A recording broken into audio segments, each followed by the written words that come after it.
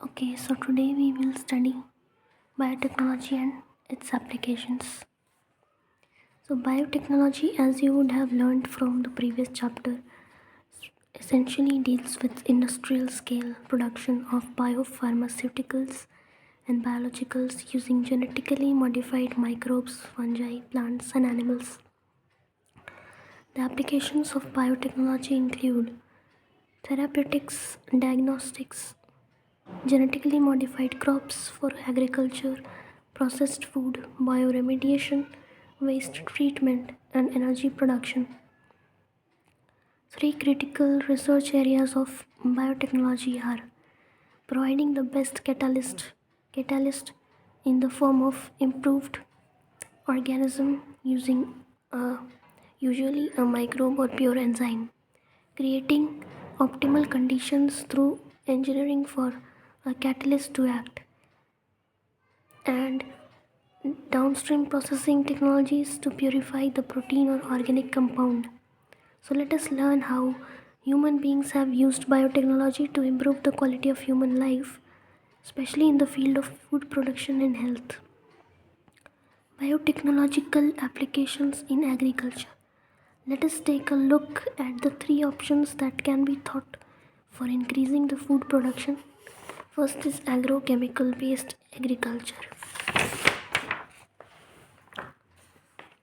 Second is organic agriculture, and third is genetically engineered crop based agriculture.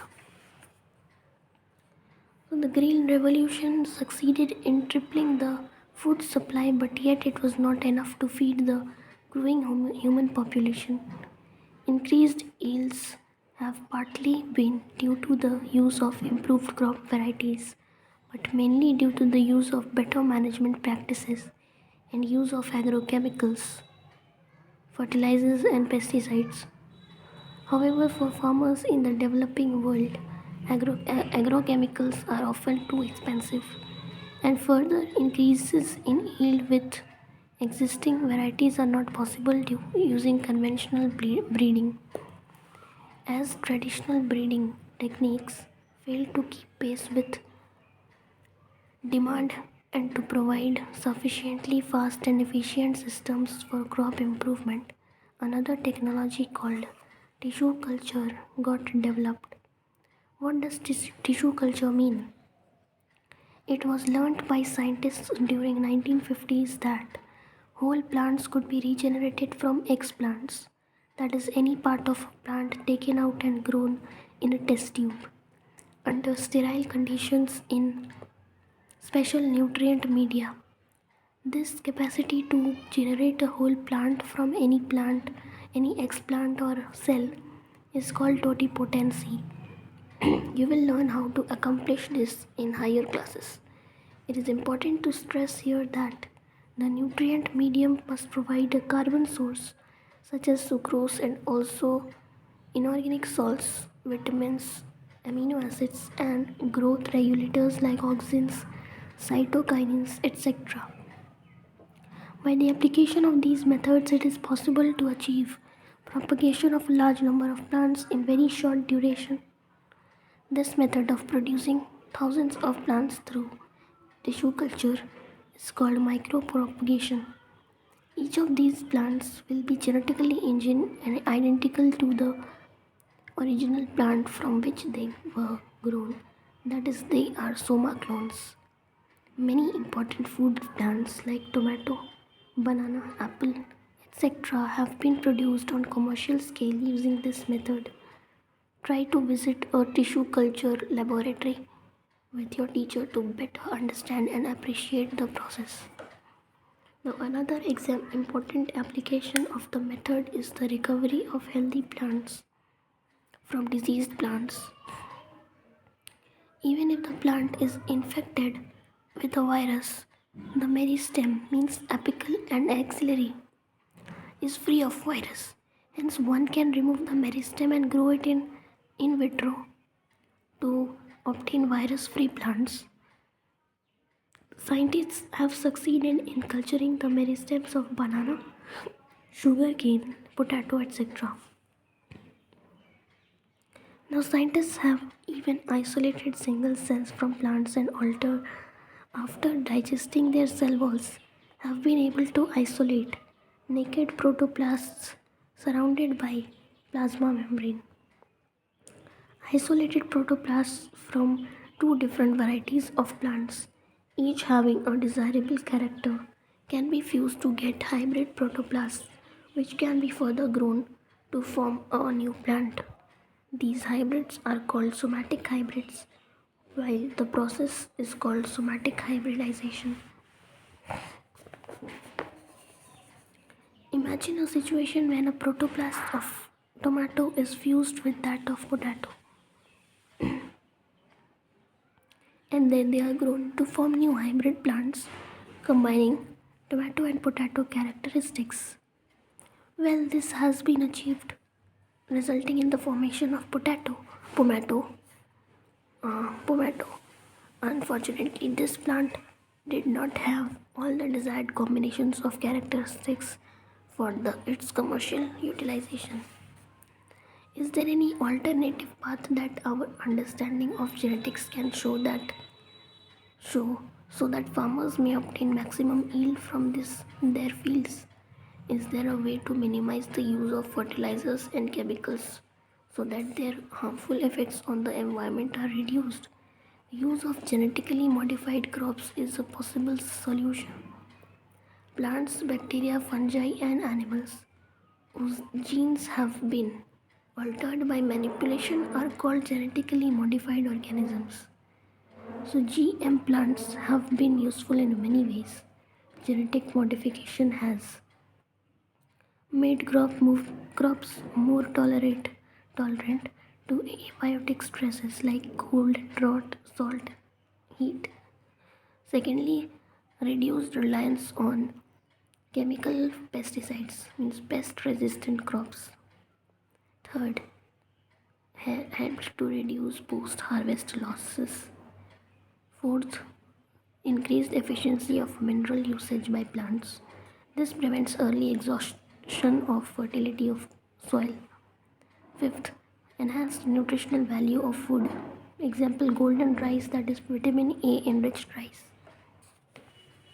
Now, in addition to these uses, GM has been used to create tailor-made plants to supply alternative resources to industries in the form of starches, fuels, and pharmaceuticals.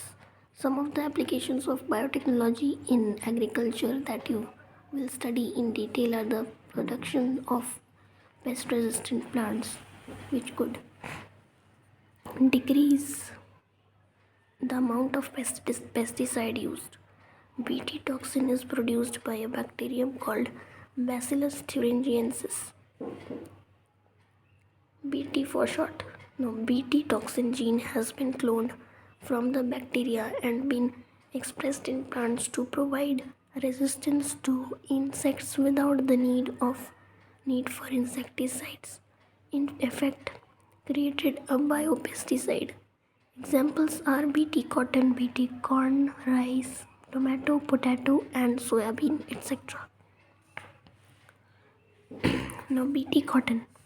Some strains of Bacillus thuringiensis produce proteins that kill certain insects such as Lepidopterans, tobacco birdworm, armyworm.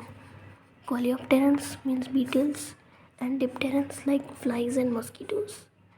So, Bacillus thuringiensis forms protein crystals during a particular phase of their growth. These crystals contain a toxic insecticidal protein. Why does this toxin not kill the bacillus? Actually, the Bt toxin protein exists as an inactive protoxins,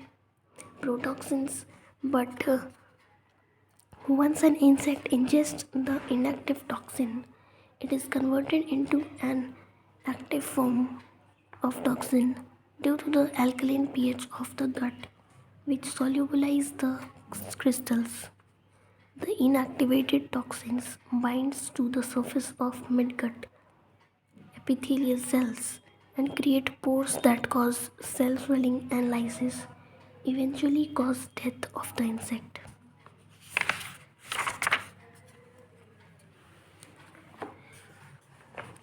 Specific Bt toxin genes were isolated from Bacillus thuringiensis and incorporated into the several crop plants such as cotton. The choice of genes depends upon the crop and the targeted pests, as most Bt toxins are insect group specific. The toxin is coded by a gene, Cry1AC, named Cry. There are a number of them. For example, the proteins encoded by the gene Cry1AC and Cry2AB control the cotton bollworms. That of Cry1AB controls corn borer. Now, pest resistant plants. Several nematodes parasitic parasitize a wide variety of plants and animals, including human beings. A nematode, Melodigenine incognitia, infects the roots of tobacco plants and causes a great reduction in yield. A novel strategy was adopted to prevent this infestation, which was based on the process of RNA interference (RNAi). RNAi takes place in all eukaryotic organisms as a method of cellular defense. This method involves silencing of a specific mRNA due to a complementary double-stranded RNA molecule that binds to and prevents translation of the mRNA, means silencing. The source of this complementary RNA could be from an infection by viruses having RNA genomes or mobile genetic elements called transposons that replicate via an RNA intermediate. Using an agrobacterium vectors, nematode specific genes were introduced into the host plant. The introduction of DNA was such that it produced both sense and antisense RNA in the host cells. These two RNAs, being complementary to each other, formed a double-stranded RNA that initiated RNA interference and thus silenced the specific mRNA of the nematode. The consequence was that the parasite could not survive in a transgenic host expressing specific interfering RNA. The transgenic plant therefore got itself protected from the parasite.